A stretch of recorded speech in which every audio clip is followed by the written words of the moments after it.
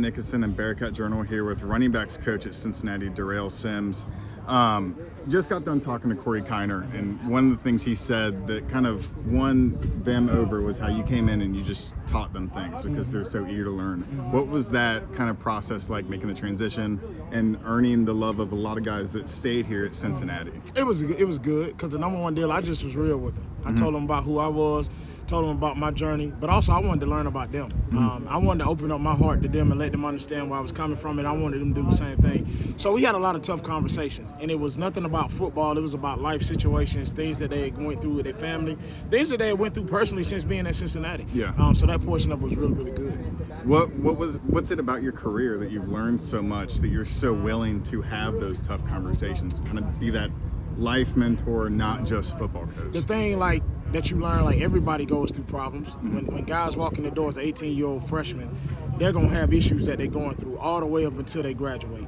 So the thing is, it's not about you as a coach. It's about what can you pour into those young men to help them outside of the game that they can be better. Because if their life is really, really good off the field, their life is going to be really, really good on the field. So it goes hand in hand. Have you kind of learned about their love for this city and program and just kind of seen them stay here and not really even think about leaving? Yes. The love for the city, the love for the state of Ohio.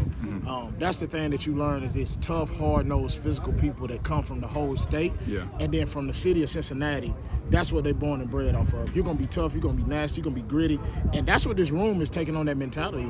And they love it. So kind of going into more team and scheme stuff, this zone run scheme that Coach Satterfield wants to instill, what kind of steps do you take to make sure that these guys really adopt that? And also, what running back do you look for to kind of be that bell cow? So the steps that we take is we just go through every single day. We don't get bored with the routine. Every single day we're going to do the same things over and over and over again to become second nature for us. And for us, to be honest with you, what type of running back we look for is a guy that's able to make that one cut and able to see, as we're sitting up here in the blocking scheme, able to see, am I going to hit this ball outside or inside? Okay? So you always want the guy that can hit the home run, but sometimes those guys overrun their blocks. So you got to have a guy that understands the tempo, the patience of the run scheme, and being able to see the holes and hit the holes. What's the chemistry and dynamic like between you and Nick Cardwell? Because that's kind of two groups that really have to be in sync in order to have success running. We got to work hand in hand every day. From a blitz pickup standpoint to a run game standpoint, we're constantly in communication about the things that we're going to do. It may be something that he sees very, very late that I can apply to the running backs and vice versa. So we always got to work hand in hand, because if you look at it, when we're really, really cooking in the run game like we have been in the past, it's like poetry in motion with the offensive linemen and the running backs. So what's it been like watching Emory Jones, Cincinnati's new quarterback, kind of come in, earn the respect of the team, and now he's looking to lead this offense too? It's been good. It's been good. The thing about Emory is you see the leadership capabilities. You see the cannon that he has for the arm, putting the ball in the right places where it needs to be so the receivers can catch it and it's away from the defenders. So his growth since he got here has been tremendous. And every single practice you see him getting better and better and more comfortable in every rep that he takes. Dante Corleone, Juwan Briggs, Dana Greshek, guys that you have to deal with up front during practice. How big of a challenge are they? Oh, it's a challenge. I'll go home crying every night. But the thing that I tell the guys is this. Those guys are making us better offensively. So understand, it's going to be battles that they win. It's going to be battles that we win. So we need that back and forth. But they are really, really good up front. And their motor never stops. It is non-stop 100 miles an hour. So what's it about Coach Satterfield that made you want to come to Cincinnati with him? Understanding who he is as a person. When I was at Western Carolina in 2015, thought I had a chance to go with him to Appalachian State to be the running backs coach there. It didn't work out at the time. And then it worked out when he took the job at Louisville. I come 2 years later.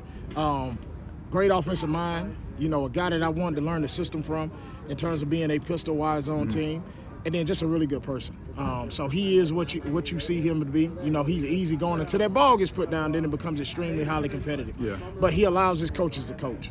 So when you're in a situation that you can grow like that, that was a win-win situation for me. So what's a running back in your room? What kind of character do they have to have in order to have success on your team? To be honest with you, they got to have my mentality and that never die mentality. I'm going to run through a brick wall for you. My mentality is I'm going to give them everything that I got every single day, and I expect them to do the same in return.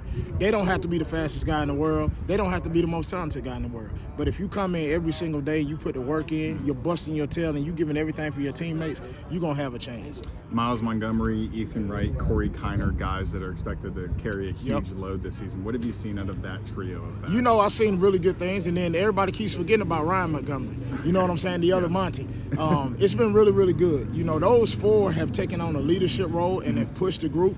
And then you got the young bucks. You know, you got Stephon Bird, you have Manny Covey, you have Vic Dawson, who is a walk-on kid for us. Yeah. They've all done a really good job. But you got the four that's taking the bull by the horns and have led the whole entire group. So it's been really good. Gotcha.